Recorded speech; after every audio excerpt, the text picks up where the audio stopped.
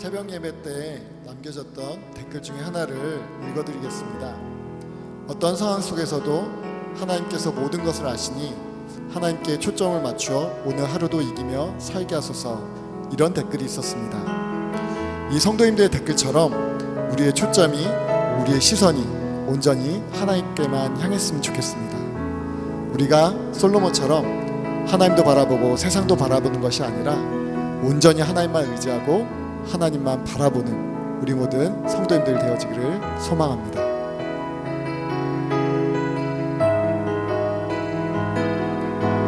내게로부터 눈을 들어 주를 보기 시작할 때 주의 일을 보겠네.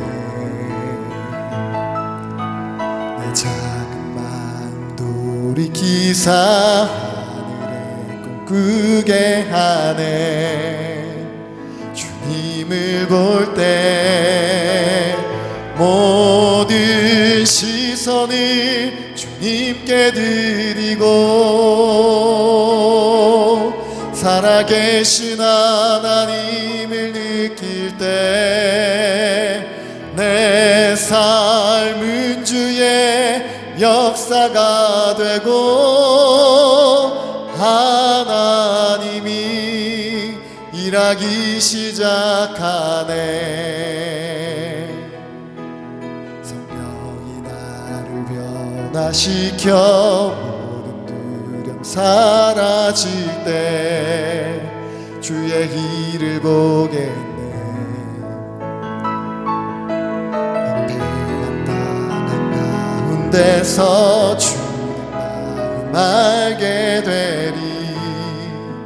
주님을 볼 때 모든 시선을 주님께 드리고 전능하신 하나님을 느낄 때 세상은 주의 나라가 되고 하나님이 일하기 시작하네. 모든 시선을 주님께 드리고 살아계신 하나님을 느낄 때 내 삶은 주의 역사가 되고 하나님이 일하기 시작하네.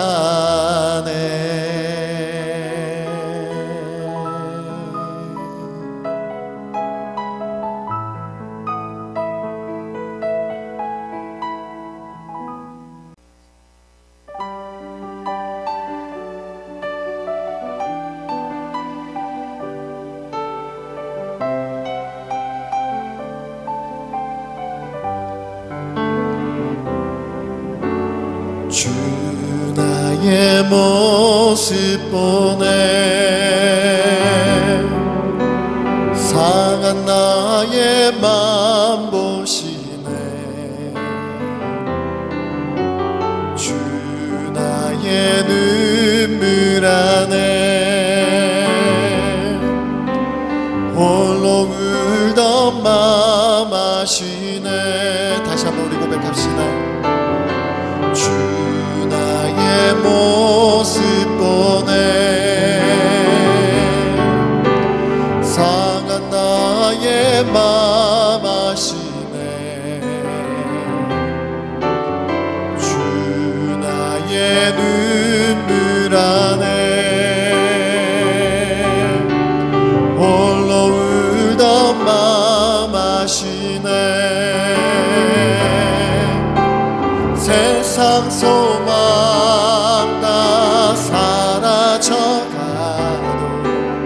주의 사랑은 끝이 없으니 살아가는 이 모든 순간이 주의 힘이 나는 믿네. 주 사랑 내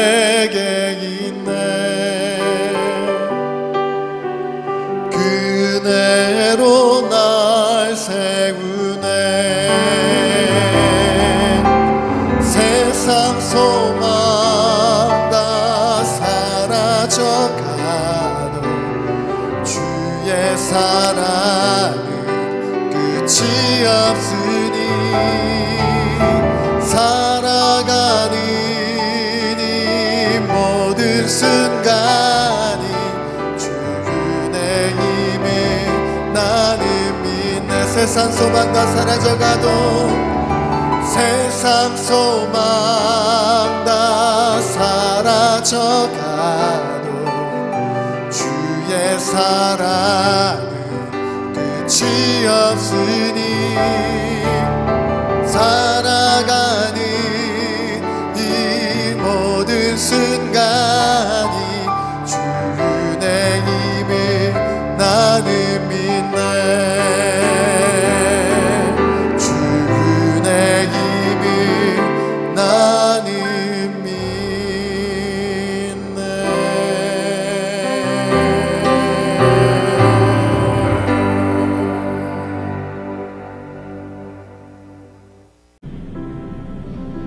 네, 남가주 은혜로교회 주일 온라인 일부 예배 오신 여러분 주님의 이름으로 환영합니다.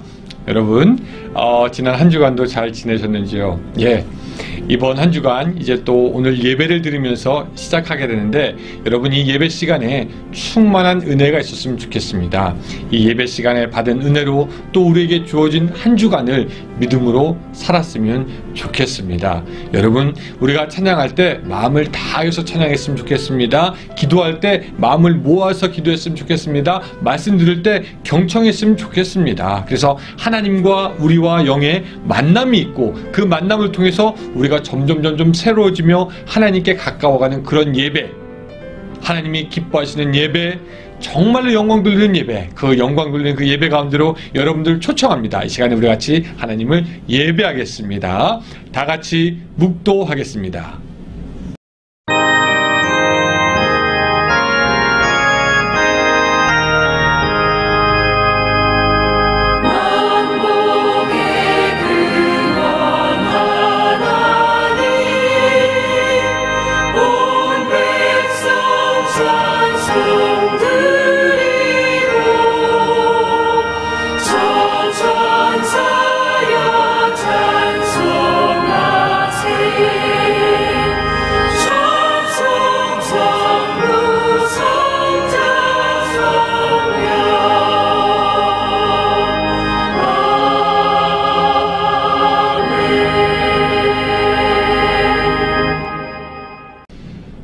아멘. 우리 이 시간에 같이 찬양하겠습니다.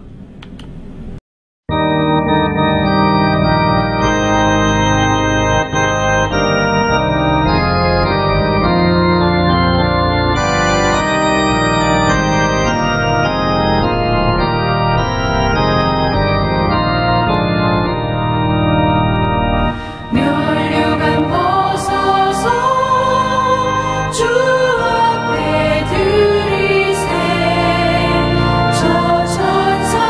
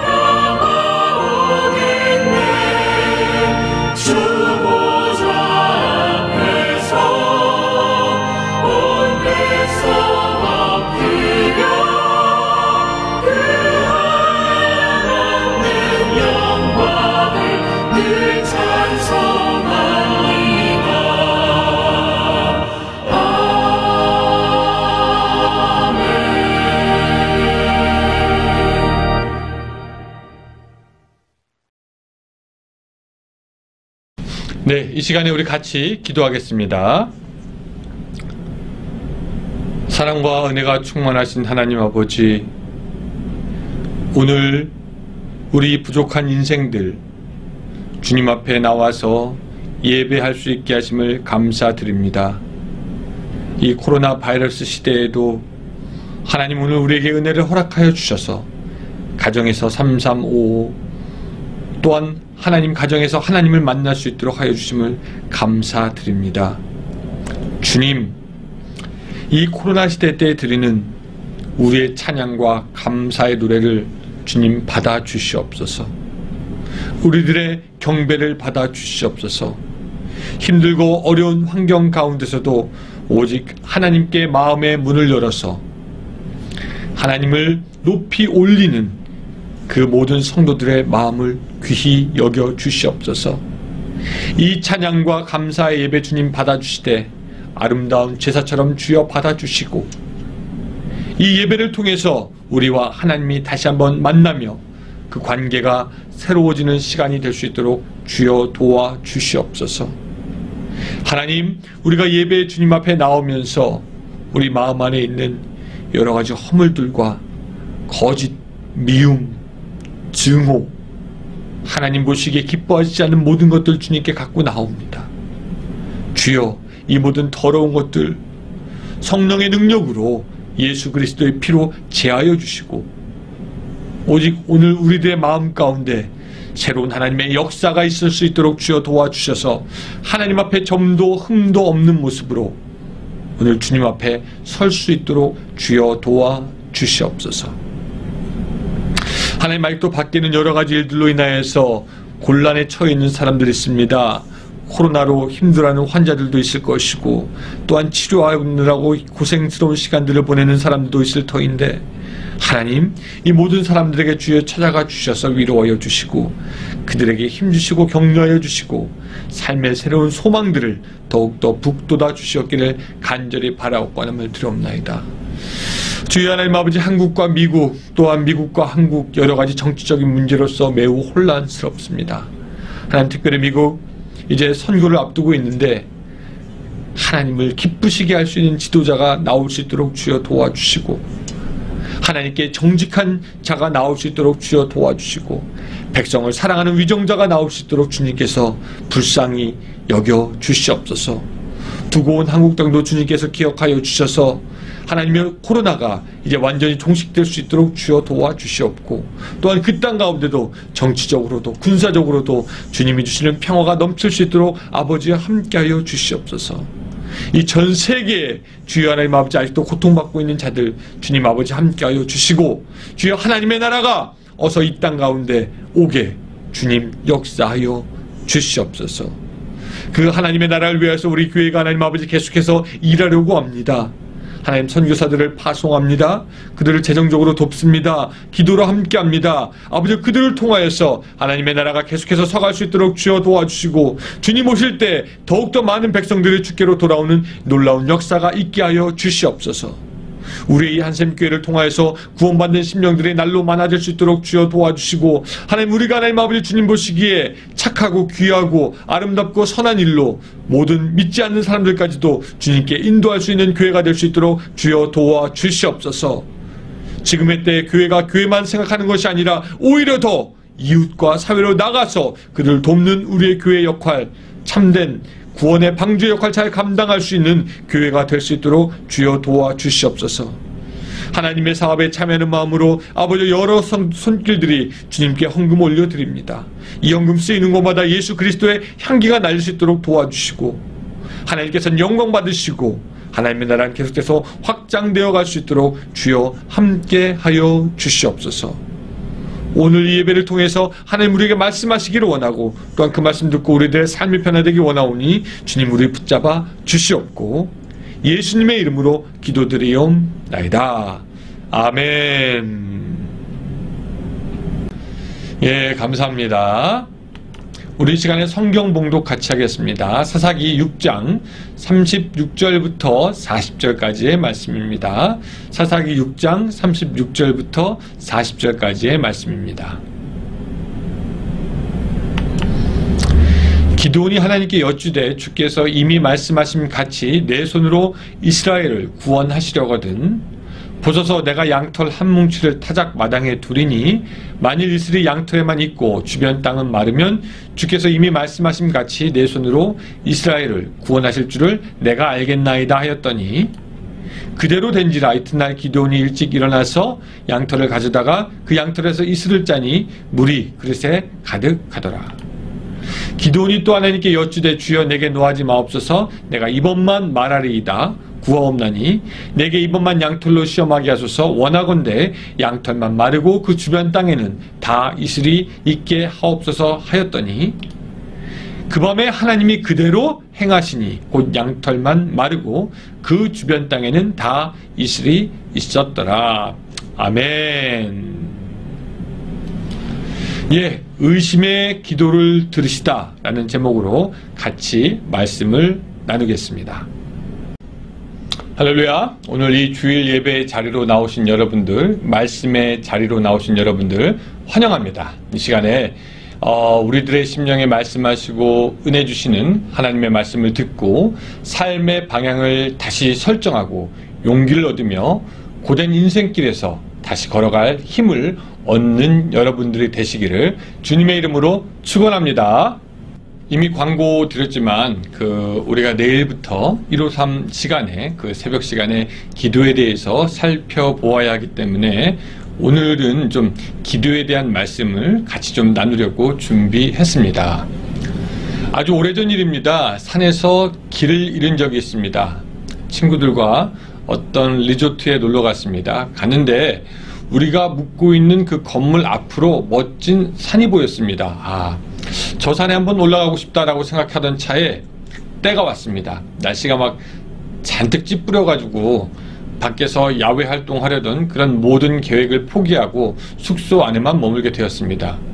그때 저는 저 산에 지금 한번 좀 갔으면 좋겠다라는 생각이 막 지워지지 않아서 친구들은 숙소에서 놀게 하고 저는 밖으로 나와서 산으로 갔습니다. 조금 떨어진 숙소에서 이렇게 별로 커 보이지 않았는데 막상 가니까 산이 또 굉장히 크더라고요.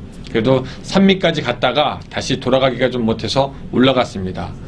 분명히 숙소에서 볼 때는 정상까지 1시간 정도면 충분하겠다라고 생각했는데 1시간이 지나도 산 중턱에도 다 오르지 못한 것 같았습니다. 게다가 날은 어두워졌고 비까지 슬슬 내리기 시작했습니다. 길이 미끄러워지기 시작했습니다. 이거 어떻게 해야 되나, 이거 내려가야 되나 말아야 되나 막 그런 고민을 하다가 결국 중도에 내려오는 것을 선택했습니다. 앞이 어두워졌기 때문입니다. 그래서 산을 내려오는데 문제는 그때부터였습니다. 내려오다 보니까 이 길이 저 길 같고 저 길이 이 길 같고 어느 골짜기를 타고 내려오다 보면 길이 없어지고 맞는 방향이라고 생각해서 내려왔는데 내가 올라온 길이 아닌 것 같았습니다. 맞습니다. 길을 잃었습니다. 산속에서 길을 잃으면 일단 높은 곳으로 가서 시야를 확보하고 어딘지 확인하고 다시 내려와야 되는데 이 높은 곳에서 보는 것과 막상 나무 사이로 길을 내려오는 것은 전혀 다른 이야기였습니다. 마침 흩뿌리던 비에 머리와 얼굴이 젖어갔고 뒤에서는 식은땀이 나기 시작했습니다. 발은 운동화 속에서 비에 젖어가지고 미끄러지며 겉돌기 시작했고요. 마음은 다급해져 갔습니다. 심지어는 내가 지금 산길로 내려가는 건지 아니면 길이 없는 곳으로 가는 건지도 잘 모르는 상태가 되었습니다. 좀 이상했어요. 분명히 숙소의 불빛은 저 멀리 보이는 것 같은데 소나무 사이를 헤치고 내려가다 보면은 전혀 다른 방향으로 가는 것 같았기 때문입니다. 그렇게 산을 헤매는 동안 머릿속에는 이 길이 맞다라는 그런 느낌표보다는 이 길이 과연 맞을까? 이거 잘 가고 있는가라고 하는 물음표가 머리를 가득 채워갔습니다.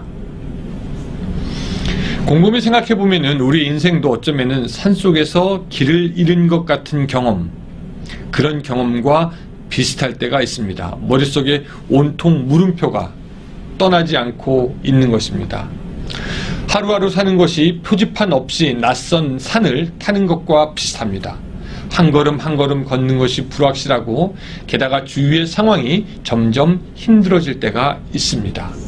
여러분, 지금 특별히 코로나 때가 그렇지 않습니까? 무엇을 어떻게 해야 할지, 무엇을 해야 할지, 이 시간이 언제 끝날지 아무도 거기에 대해서 답을 하고 있지 못합니다.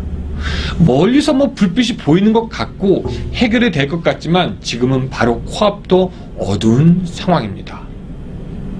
이런 때 우리가 예상하지 못한 사고를 만나거나 큰 병이 들거나 사람의 사이가 안 좋아지거나 가정에 문제가 있을 때 우리는 왜 이런 일이 일어날까 생각하면서 하나님께 물어봅니다. 하나님, 제가 뭘 잘못해서 그런가요? 하나님, 왜 이런 일이 나에게 일어납니까? 도대체 하나님의 뜻은 무엇입니까? 이 머릿속에 느낌표보다는 물음표가 가득가득하고 그렇게 살아가게 되는 것이죠. 재밌는 것은 그런 고난의 물결이 크면 클수록 우리의 믿음은 점점 약해집니다. 우리에게 문제가 생길 때 그 문제는 우리가 할 수 있는 것보다 훨씬 크게 보입니다. 그런 때 우리가 약한 믿음을 갖고 있기에 하나님을 전적으로 신뢰하지 못하고 그로 인해서 하나님께로부터 뭔가 좀 실제적으로 볼 수 있는 증거가 있었으면 좋겠다라고 합니다. 하나님이 진짜로 계신가? 이런 종류의 증거 말입니다. 그런 의미에서 보았을 때 사실 저는 예수님의 제자 도마가 이해가 됩니다. 우리도 도마 같을 때가 많죠, 사실은. 예수님이 제자 앞에 나타나셨을 때 마침 도마가 그 자리에 없었습니다. 나머지 제자들도 후에 도마에게 나는 예수님을 보았다라고 얘기합니다. 그때 여러 가지 상황들을 종합해 보면은 어쩌면 도마가 더 인간적이고 이성적으로 보이기까지 합니다. 도마는 내가 예수님을 손에 그 못자국을 보고 손에 옆구리를 넣어보기까지 믿지 않겠다라고 말을 합니다. 그러고 나서 8일이 지나서 제자들이 다시 함께 모일 때 도마도 그 중에 있었고 예수님은 그들에게 나타나시죠. 그리고 도마에게 말씀하십니다. 도마야, 내 손가락을 넣어보라. 예수님이 분명 눈앞에 보였지만 막상 주님을 보게 되었지만 사실 도마는 온통 혼란스러웠을 것입니다. 진짜 예수님이 맞는가? 손을 넣어야 하나? 상으로 난 그 상처 안에 손을 넣어서 진짜인지 한번 봐야 하나? 여러분들이 도마 같으면 손을 넣어 확인해 보시겠습니까? 오늘 우리는 인생의 큰 모험을 만났지만 도마처럼 의심하고 증거를 구하는 한 사람을 만나게 되는데 그 사람이 누구냐면은 기드온이라는 사람입니다. 어떤 분들은 기드온이 하나님의 사람이고 위대한 사사고 위대한 믿음을 가진 사람이 아니냐고 말하는 사람도 있을 것입니다. 틀린 말은 아니에요. 기드온이 믿음이 없는 사람은 아닙니다. 그런데 적어도 오늘 본문에서만큼은 그가 믿음의 사람으로 보이지 않고 오히려 의심하며 증거를 구하는 사람으로 나타납니다. 이 기드온의 오늘 이야기를 조금 들추어서 살펴보면은 이렇습니다. 이스라엘 자손은 미디안 족속으로부터 심하게 괴롭힘을 당하죠. 사사기 6장 5절에 보면은 미디안 사람들이 메뚜기 떼같이 이스라엘에게 들어와서 이스라엘을 멸하게 하고 그로 인해 이스라엘은 궁핍해지고 여호와께 부르짖습니다. 그때 하나님은 한 선지자를 불러서 하나님께서 이스라엘을 구원하실 것을 말씀하십니다. 그 후에 여호와의 사자가 기드온에게 나타나서 6장 12절에 보니까 큰 용사여 여호와께서 너와 함께 계시도다 하면서 하나님의 메시지를 전하려고 합니다. 하나님은 기드온을 통해서 이스라엘을 구원하고자 하셨던 겁니다. 근데 그때 기드온이 거기에 대해서 뭐라고 얘기하냐면 그 참 태도가 불순해 보입니다. 여호와께서 우리를 버리사 미디안의 손에 우리를 넘기셨나이다. 13절 그렇게 말씀하십니다. 좀 불량한 태도죠. 근데 하나님은 계속 말씀하십니다. 너는 가서 이스라엘 사람들을 미디안의 손에서 구하라. 내가 너를 보낸 것이 아니냐. 그리고 사사기 6장 16절의 말씀처럼 또 이야기합니다. 내가 너를 떠나지 아니하겠고 너가 미디안 사람들을 쳐서 넘어뜨리리라. 자, 이 정도 하나님께서 말씀하시면 믿을 수도 있을 것 같은데 이 기드온은 하나님을 믿지 못합니다. 그리고 하나님께 오히려 질문을 합니다. 하나님, 어떻게 내가 이스라엘을 구합니까? 우리 부족은 가장 약한 부족이고 또 나는 우리 집에서 제일 작은 사람입니다. 기드온은 하나님께서 말씀하시니까 분명히 믿을만 한데 삐딱하게도 나는 못합니다, 믿지 못합니다 라고 말하고 있는 것이죠. 여전히 하나님의 말을 믿지 못하는 기드온은 하나님이 말한 것에 대한 표징, 즉 증거를 보여달라고 합니다. 그래서 여호와의 사자가 기드온이 예물로 가져온 음식을 바위 위에 놓았을 때 바위에서 불이 나와가지고 음식을 사르게 하므로 여호와께서 기드온을 선택하셨다는 것, 또 이스라엘이 전쟁에서 이길 것이라는 것, 그런 것에 대한 증거를 보여줍니다. 그때야 이제 기드온이 여호와의 사자를 보았다는 것을 알고 자신이 죽을까 두려워합니다. 그리고 하나님의 은혜로 자기가 여호와의 사자를 보고도 죽지 않게 되자 제단을 쌓고 그 제단을 우리가 다 알다시피 여호와 샬롬이라고 합니다. 여호와 샬롬이 거기서부터 나오는 말이죠. 기드온은 하나님으로부터 함께 하실 거라는 말씀 들었습니다. 약속받았습니다. 증거도 받습니다. 그 정도면은 전쟁에서의 승리가 보장되었다라고 봐도 무방하지요. 게다가 또 후에 보면은 우리가 6장을 쭉 읽어보면 어떤 내용이 나오냐면 하나님의 성령이 기드온에게 임하는 역사도 일어납니다. 그래서 기드온은 전쟁에 나가서 필요한 그 모든 것을 갖춥니다. 이제 나가서 싸우면 됩니다. 근데 그래도 기드온은 여전히 우물쭈물댑니다. 왜? 그는 하나님의 약속이 있다고 해도 그것이 진짜인지 확신하지 못하고 의심했기 때문입니다.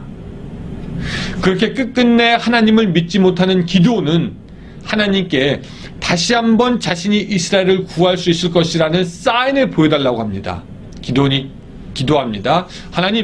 하나님께서 만일 저를 통해서 이스라엘을 구원하시겠다면은 내가 양털을 마당에 놓겠사오니 만약에 밤중에 양털에만 이슬이 내리고 땅이 말라있다면 하나님께서 저를 사용하여서 이스라엘을 구하는 것이겠다라는 것을 알겠습니다 라고 이렇게 얘기합니다. 그리고 그 다음날 그 기드온은 그 양털 뭉치에서 물을 한 바가지를 짜냅니다. 이 정도면 족하죠 사실. 근데 여기서 멈추지 않고 하나님을 한 번 더 시험합니다. 하나님, 화내지 마시고 제가 다시 한번 부탁합니다. 다시 양털 뭉치를 놓겠는데 이번에는 양털만 마르고 땅은 이슬로 젖게 해주십시오. 자기도 이런 짓이 하나님을 화나게 할 수 있다는 것을 양심적으로 알고 있었던 거죠. 근데 하나님은 거기에 대해 아무 말씀도 안 하시고 기드온이 해달라는 대로 해주셨습니다. 양털 뭉치는 마르고 땅만 이슬이 내린 것입니다. 하나님의 놀라운 기적이죠. 근데 여러분, 이런 기드온의 행동이 올바른 것입니까? 아니면 잘못된 것입니까? 지금까지 보면은 어떤 사람들은 이런 기드온의 행동이 하나님의 뜻을 재차 확인하려는 믿음의 행동이라고 말하는 분들이 있기는 해요. 양털 뭉치의 사건만 따로 떼어서 보면 그렇게 해석할 수도 있겠다 싶은데, 사사기 6장을 통째로 보면은 거기서 기드온이 보여준 것은 하나님의 말씀을 믿지 못하는 것이었습니다. 그의 머리에는 물음표만 가득해 있습니다. 여호와의 선지자가 말을 해도, 여호와의 사자가 직접 나타나 말을 해도, 여호와의 사자가 기적을 보여도, 또 34절처럼 하나님의 영이 기드온에게 임해서 사람들이 그를 따라다녀도 그는 여전히 확신하지 못했습니다. 그런 그가 하나님께 확인하려고 양털 뭉치로 하나님을 2번이나 더 시험하고 있다는 것이 본문의 장면이죠. 여러분이 양털 뭉치에 대한 이야기를 조금 더 하겠습니다. 어떤 성경학자는 아주 예리하게 지적합니다. 이렇게 얘기해요. 기드온의 양털 뭉치 시험은 신자가 하나님의 뜻을 확인하는 원리가 될 수 없습니다. 즉 무엇이 어떻게 되면 어떡합니다 라는 식의 방법이 될 수 없다라고 합니다. 간혹 어떤 사람들은 이런 양털 뭉치 시험을 근거로 해서 하나님의 뜻을 확인하는 경우가 있어요. 예를 들어서 하나님, 내가 오늘 가다가 누구를 만나면 또 어떤 일을 당하면 이게 하나님의 뜻으로 알겠습니다. 하나님, 내가 오늘 누구와 화해해야 되는데 만약 그 사람에게서 전화가 오면은 그 사람과 화해를 하라는 주님의 신호로 알고 화해하겠습니다 라는 식으로 하나님의 뜻을 찾는 경우가 있다라는 것이죠. 혹시 여러분들이 그렇진 않습니까? 근데 이것은 매우 잘못된 자세이자 태도입니다. 양털 뭉치 시험은 기드온의 불신앙에서 나온 것으로 결코 이런 방법들이 신자들이 그 하나님의 뜻을 구하고 하나님의 뜻을 확인하는 원리로 사용할 수 없습니다. 왜? 하나님은 이미 우리가 어떻게 무엇을 해야 할지 이미 다 우리에게 말씀하셨기 때문에 이런 식으로 하나님의 뜻을 재차 확인하고 이런 차원에서 응답을 받은 것은 그의 신앙이 성숙하다라는 것을 말하는 것이 아니라 오히려 더 하나님을 믿지 못하는 불신앙에 가깝다라고 우리는 생각할 수가 있습니다. 여러분, 다른 성경학자들도 비슷하게 지적하는데 이 양털 뭉치는 한꺼풀 벗겨보면 깊은 불신이 자리하고 있는 것입니다. 왜냐하면 상황보다 앞서는 하나님의 말씀이 이미 주어져 있기 때문이다 라는 것이죠. 기드온을 통해 이스라엘을 구원하시겠다는 말씀이 이미 명백히 있었습니다. 그러니까 사실 이런 기드온을 보면 좀 우리가 좀 씁쓸해집니다.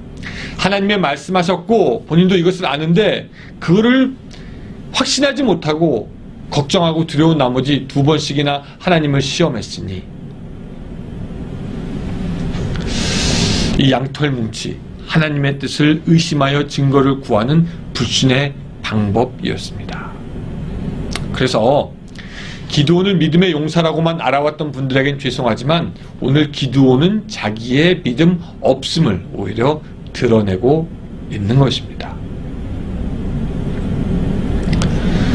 하나님을 믿지 못하고 계속해서 하나님의 증거를 요구하고 더욱이 하나님께 순종하는 것도 미루고 있기 때문이죠. 근데 여러분 아십니까? 우리도 때로는 기드온처럼 하나님을 전적으로 믿지 않을 때가 있습니다. 우리는 이미 하나님의 말씀을 갖고 있고요. 우리는 언제든지 성경을 통해서 하나님의 뜻을 확인할 수가 있습니다. 어떻게 살아야 하는지 이미 우리는 압니다. 우리는 삶의 모든 지침이 되는 성경의 말씀들을 가지고 있고 하나님의 약속도 오늘 성경에 따라 우리가 금방 할 수 있죠. 성경에 다 기록되어 있으니까. 우리는 하나님의 말씀인 성경에서 하나님이 우리를 사랑하시는 것, 우리를 인도하시는 것, 우리에게 복 주시는 것 배워서 알고 있습니다. 그런데 우리는 하나님을 전적으로 신뢰하지 못할 때가 있다라는 것이죠. 뭐 믿는다고는 하지만 기드온처럼 눈에 보이는 무엇인가를 또 확인하고 보고 싶어 하는 겁니다.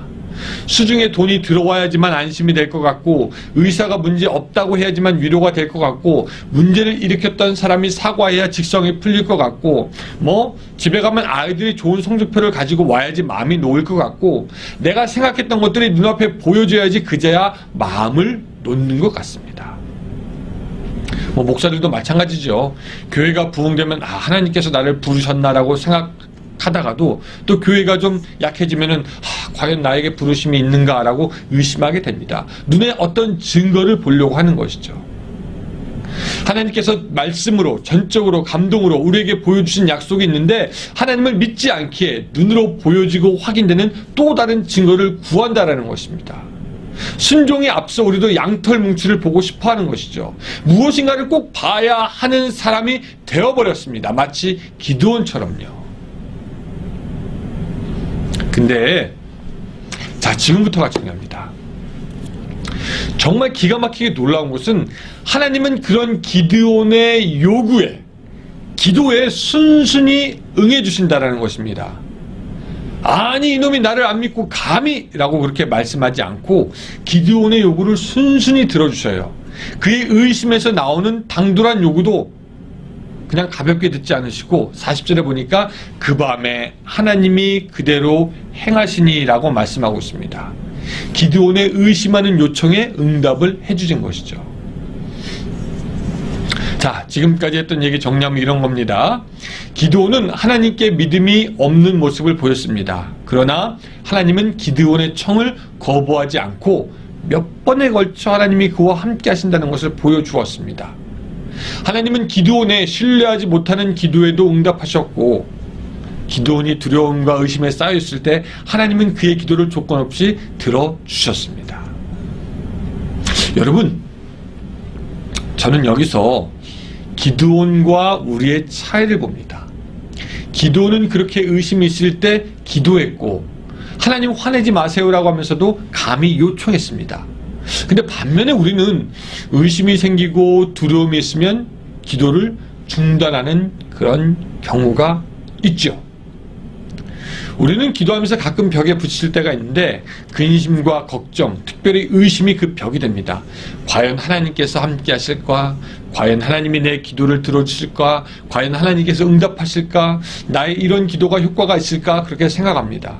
그래서 심지어 어떤 분들은 목사님, 나는 믿음이 없어서 기도 못하겠어요. 확신 가지고 기도해야 되는데 그 확신이 없어요. 기도 못하겠어요. 라고 하면서 의심이 생겨서 기도 못한다는 말도 합니다. 우리가 보통 생각하기를 기도의 응답은 믿음이 좋은 사람에게서 나타난다 라고 생각합니다. 맞습니까? 틀린 말 아니죠. 하나님은 큰 믿음 갖기를 원하시고 그 믿음에 따라 응답하십니다. 그런데 그렇다고 해서 작은 믿음, 여전히 의심이 있는 믿음이라고 해서 하나님께서 그것을 괄시하시는 분이 아닙니다. 여러분 생각해 보시기 바랍니다. 예수님은 도마가 믿음이 없이 야 나는 손을 넣어봐야 되겠다 라고 할 때 안 된다 이놈아, 네 놈이 어떻게 감이라고 하지 않고 손을 넣게 허락하십니다.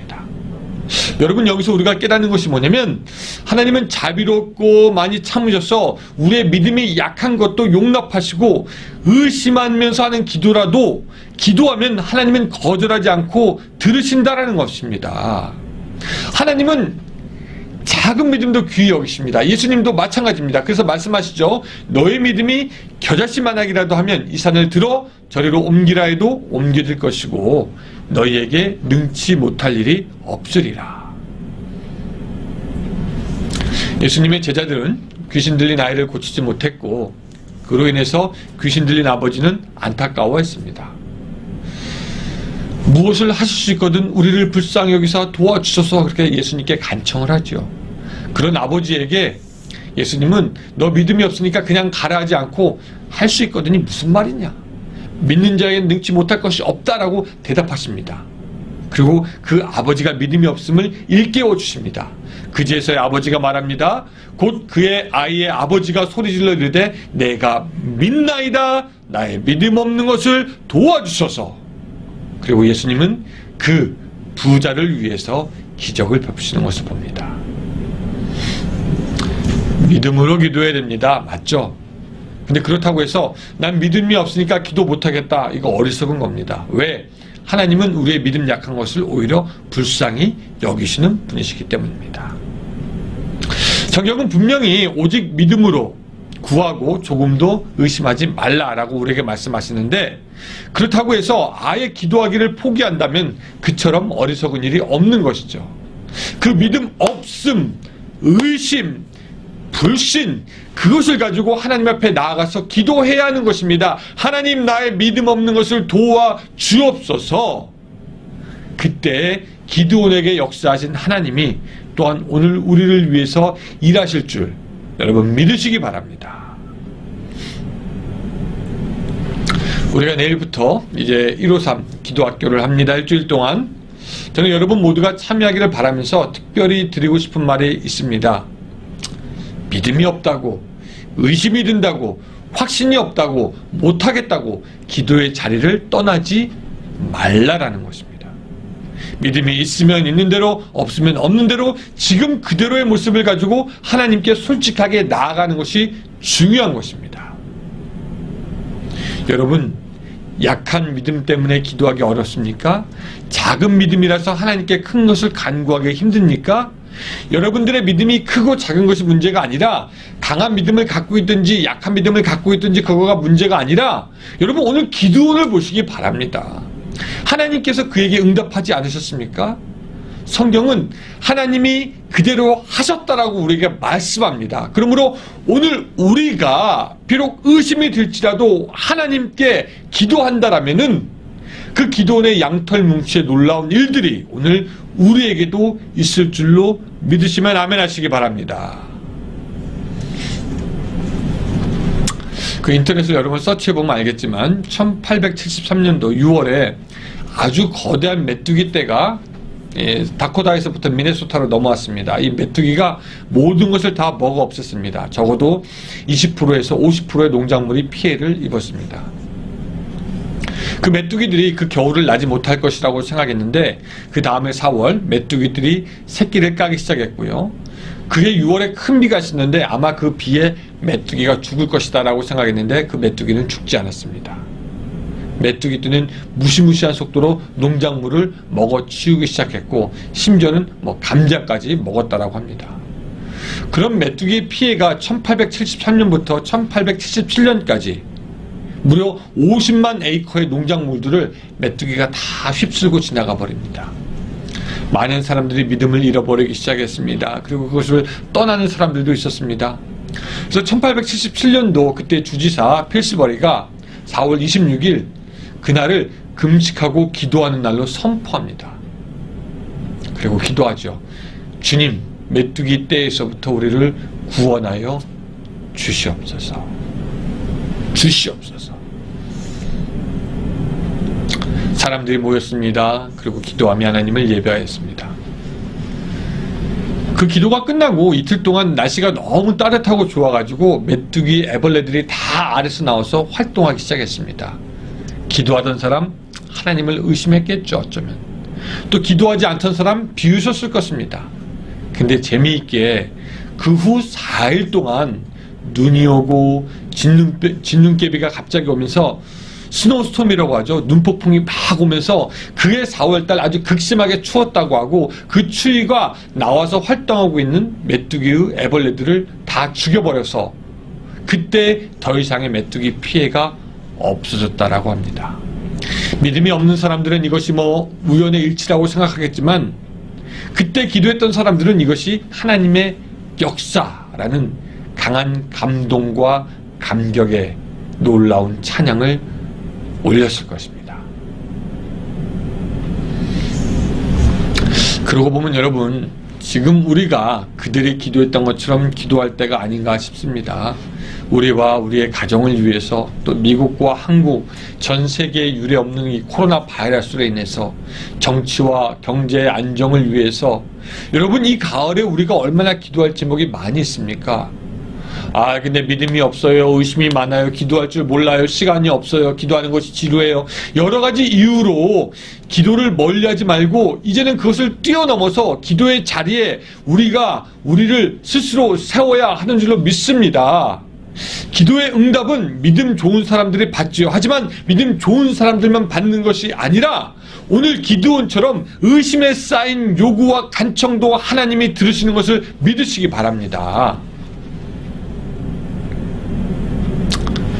하나님은 우리가 비록 약한 믿음을 가졌을지라도 우리에게 응답하는 분이십니다. 베드로가 배 밖으로 나가죠. 예수님께서 오라 하셨기 때문입니다.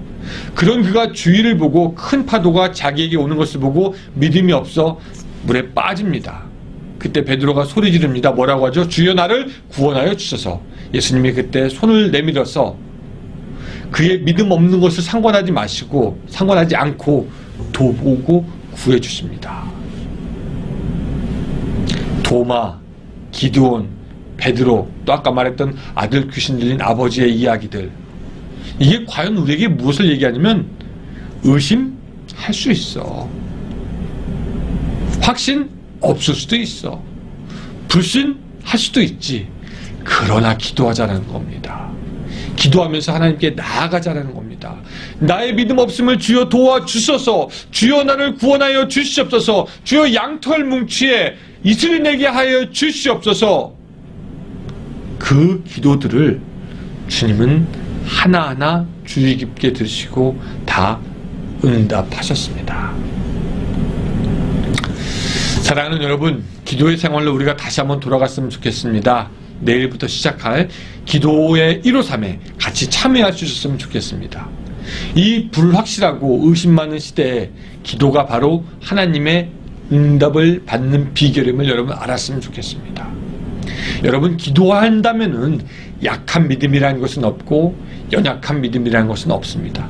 왜? 기도할 때 하나님의 응답이 기다리고 있기 때문이죠. 오늘 여러분 하나님의 말씀에 순종하여서 기도 시작하고 말씀대로 기도를 쉬지 않고 함으로 말미암아 하나님의 놀라우심을 경험하는 그 양털 뭉치의 기적과 적군을 싸워서 이겼던 그 기도원이 경험했던 그 하나님을 여러분들도 경험할 수 있게 되시기를 주님의 이름으로 축원합니다. 아멘. 기도하겠습니다. 사랑의 하나님, 오늘 우리가 주님을 기억할 수 있도록 주여 도와주시옵소서. 우리의 연약함, 우리의 부족함, 우리의 의심 있는 것들 하나님 알지만 그럼에도 불구하고 우리 있는 모습 그대로 주님께 나아가 고백할 때 하나님의 놀라우심을 경험할 수 있도록 주여 도와주시옵소서. 믿음이 작은 자, 믿음이 옅은 자의 기도를 멸시하지 않으시고 우리 끝까지 귀 기울여 들으시는 우리의 하나님, 그 하나님께 우리가 한 걸음 더 나아가게 오나오니 우리 가운데 역사하여 주시옵소서. 하나님, 내일부터 우리가 153 이제 기도의 학교로 하려고 합니다. 이 시간들을 통해서 우리의 기도가 깊어지고 하나님과의 교제가 더욱더 풍성해지는 시간들 될 수 있도록 주여 도와주셔서 이 기도로 이 가을 이기고 2020년 이겨가는 우리들의 삶이 될 수 있도록 도와주시옵소서. 예수님의 이름으로 기도드리옵나이다. 아멘.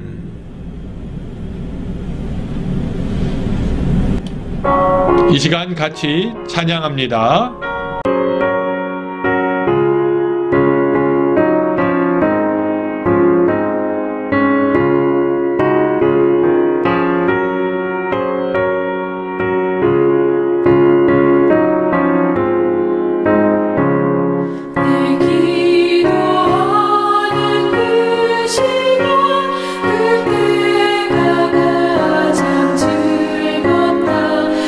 세상 끝이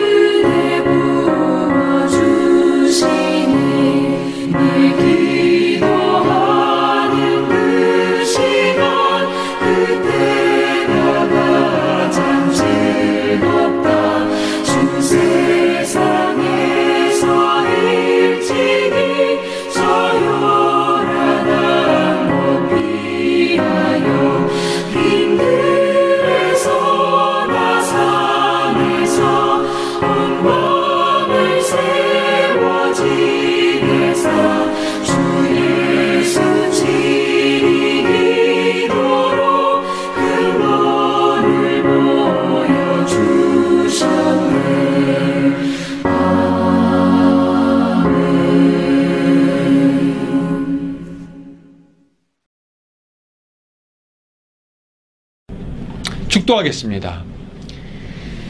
이제는 우리 구주 예수 그리스도의 은혜와 하나님의 사랑과 성령님의 감화감동이 하심이 주님 비록 내가 믿음이 없지만 때론 의심하지만 그럼에도 불구하고 기도하겠습니다 결심하는 모든 성도들 위해 함께 하시기를 간절히 축원하옵나이다. 아멘.